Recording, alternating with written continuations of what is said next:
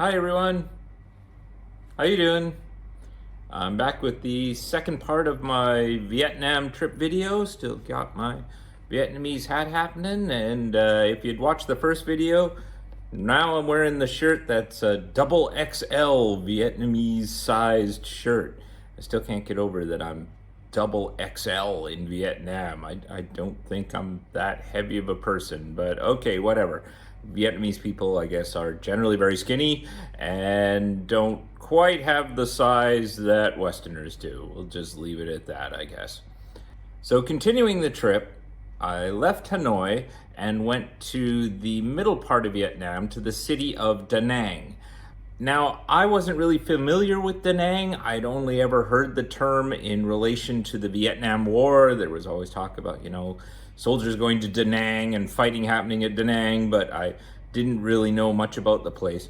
Da Nang is on the coast and is actually now a resort city. It's, I think, the third largest city in Vietnam, and it caters heavily to tourists who visit mostly for the beaches.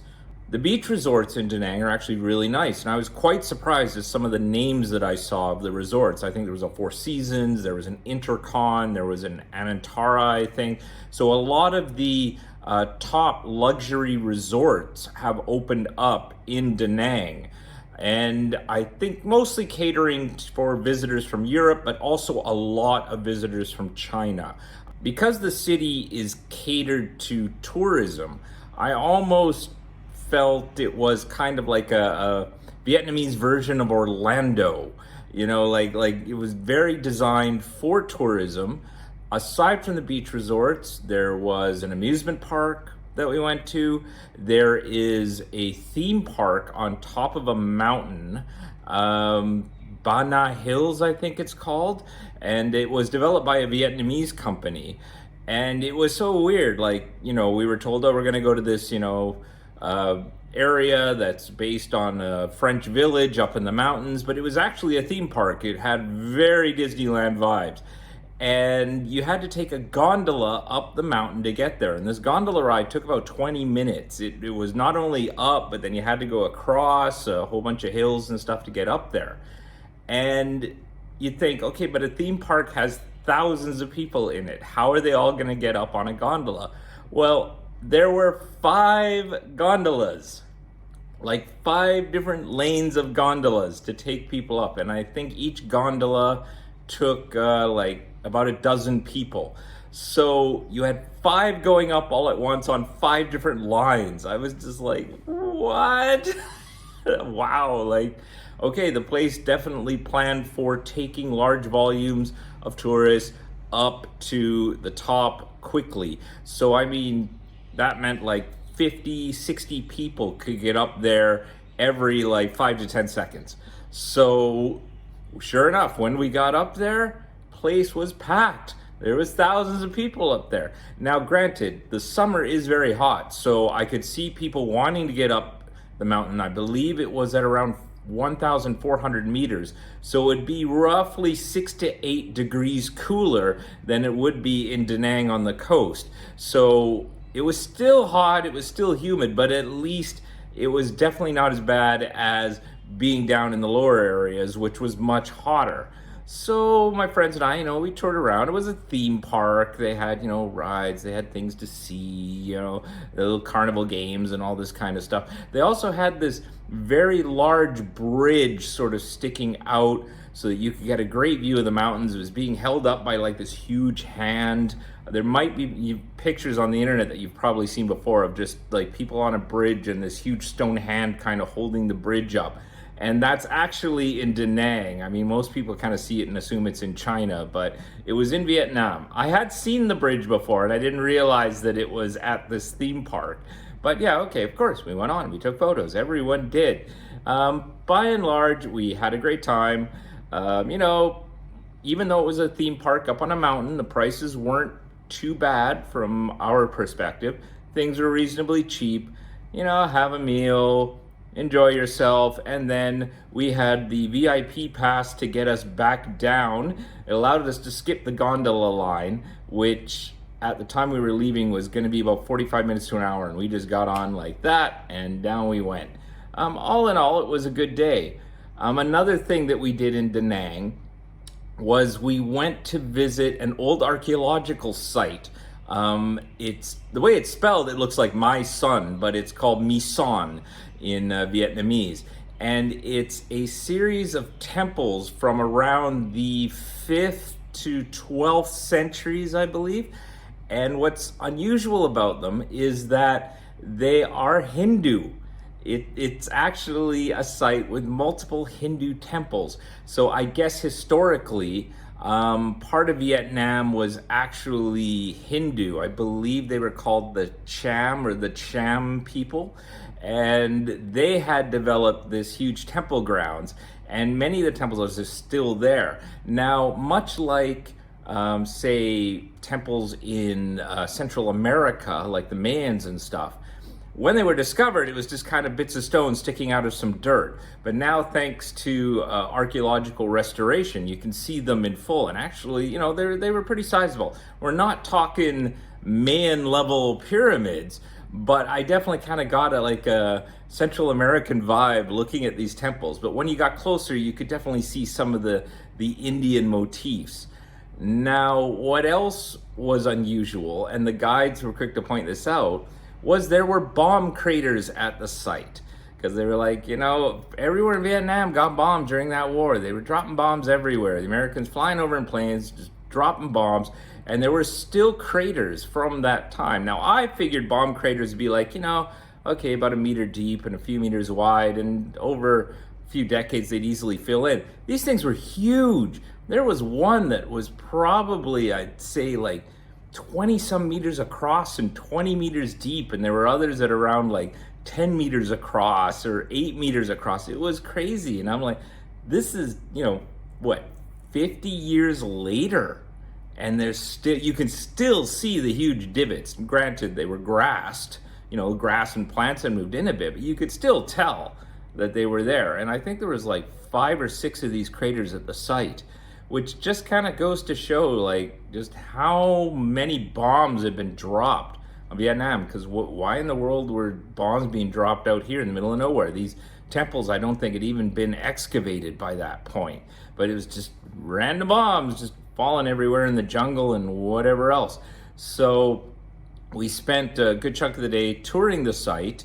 You definitely need to be bringing sun protection, maybe an umbrella, a hat maybe, sunscreen, and lots of water. They do have little shops and stations you can get water and ice cream and stuff, which is very handy. But it is a national park, so where the buses stop, you still have to take you know, little small cars that'll golf cart type things that'll transport you to where the sites begin, because it's still about a couple of kilometers walk. And you don't want to be doing that in the middle of the heat. So we did all that. We had a great time. Lots of photos of these temples. I had no idea about the history of Vietnam and that this even existed. And that there was also a portion of Vietnamese history where many people in the area were actually Hindu rather than Buddhist. But there we are, learned something new every day, I suppose. And it was nice to actually see some historical sites in Da Nang, because of the rest of the time we were doing just sort of the touristy things. Another thing that we did was there's an area in Da Nang with a number of canals. I think it's connected to a river, and they would take you on these little boats that were designed to look like half a coconut shell, and it could seat 2 plus an oarsman. And, you know, the oarsmen were, of course, very good, and they could very quickly manipulate these things and get good speed on them and spin them around. And, you know, they could do tricks and stuff on it. And it was just a nice, pleasant thing to do. There were dozens and dozens of these. It seemed to be a very popular thing to do for tourists. So, you know, you'd all be drifting along these canals with the oarsmen moving you all around. And they had traditional fishermen set up there. There was a gentleman on a boat throwing nets in the traditional way. One of my buddies even got on the boat and was allowed to try to throw the net, and didn't catch anything though. But it was there for tourists to see sort of traditional ways of fishing. And then of course at the end, you know, you can have coconut treats and stuff at the back at the docks.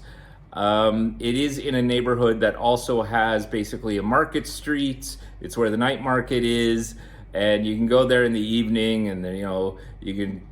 Oh, there's nightclubs, there's massage places, there's place selling trinkets, everything's there.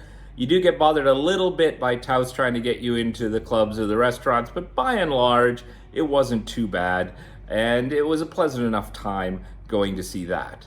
Now in Da Nang, it was also my first time trying what is practically the national Vietnamese dish, pho. It's pronounced pho, even though it's spelled P-H-O. It's not pronounced pho, it's pronounced pho. I didn't know that.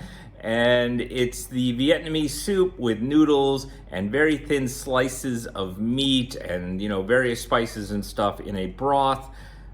Of course, if you've been to a Vietnamese restaurant in the West, this is pretty much their standard dish. Big bowls of pho with variants on how you do it. I regret not having it in Hanoi. We were only there 2 days, so I didn't have time to search it out. I didn't realize that pho is prepared differently in North Vietnam than it is in South Vietnam. They, I don't know, do maybe different spice blends or something with it, but it is different, and I didn't have a chance to try high-end pho when I was in Hanoi. So I did try it in Da Nang. It was fine, but I wasn't in a high-end restaurant. It's not until I get to Ho Chi Minh City that I try it in a high-end restaurant. And one thing that surprised me about pho is it's also a breakfast food.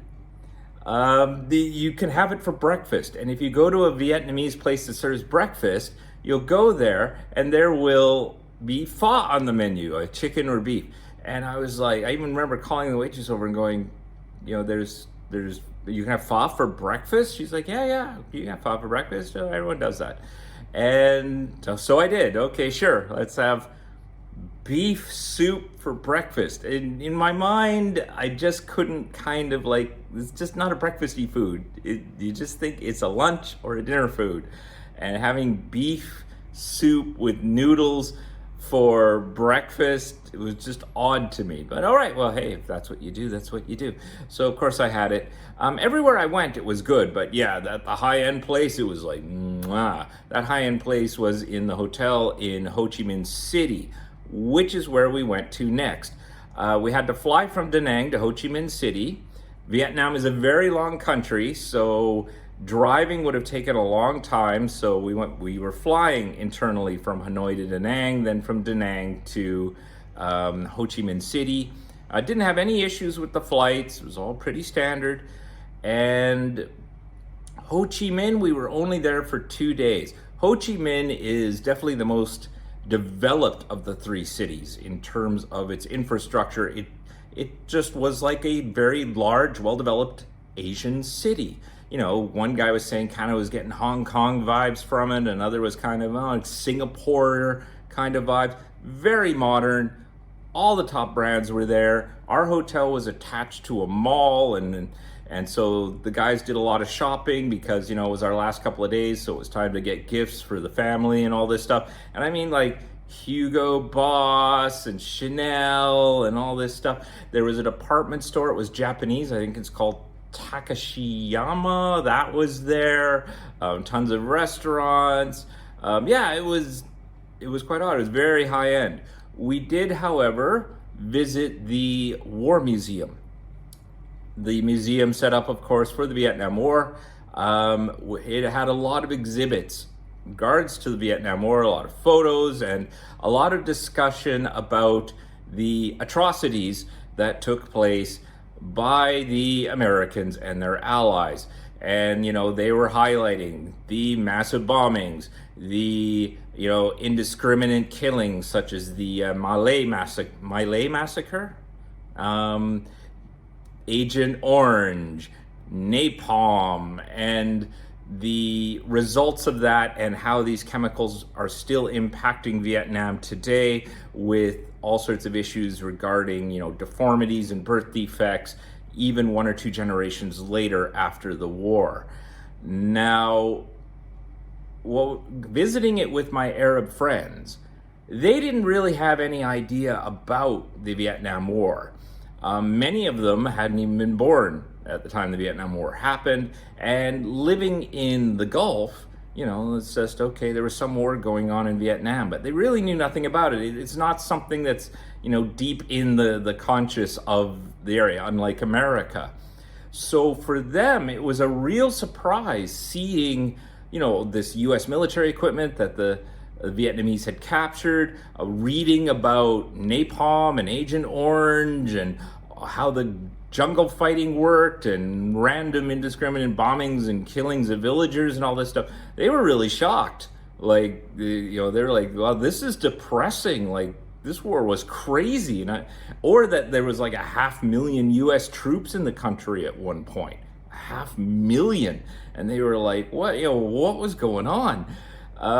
So for them, it was a real learning experience because most of them really didn't know much about the Vietnam War. And thus, that whole era of history was sort of an eye-opener for them. We also, after that, visited a few places. There was a place where they did lacquered bowls and other types of stuff, and some of the guys bought stuff there. And they also went out, nice restaurants. We tried very good Vietnamese food, or at least I did. Some of the guys, they're Muslim, so they have to have halal slaughtered meat. So that kind of leaves out most Vietnamese restaurants because they're not halal. So that meant, you had to stick to fish or vegetarian. But I got to have really nice Vietnamese food. Other than that, it was just a relaxing time. Ho Chi Minh is very, very developed. It's just like a very modern Asian city. It's a shame we did not have time to go outside the city, maybe to the Mekong River Delta, or to visit other war sites. I know that there are tours where, they'll take you to places where you can see like those old tunnels that the Viet Cong were using in the jungles during the war and things like that. But unfortunately, we just didn't have time. If I ever get a chance to go back to Vietnam, I might try to do a more detailed tour where I can visit these sites.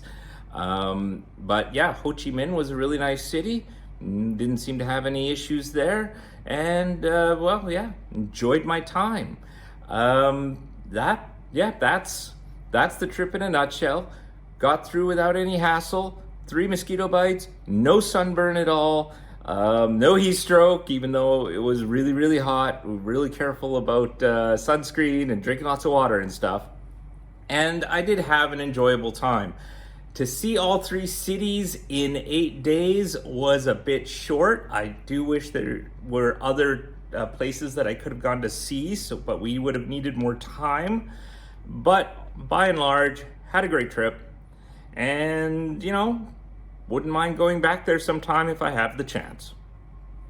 That's it for my vacation. Hope you've all been having a good summer. And we'll talk to you later.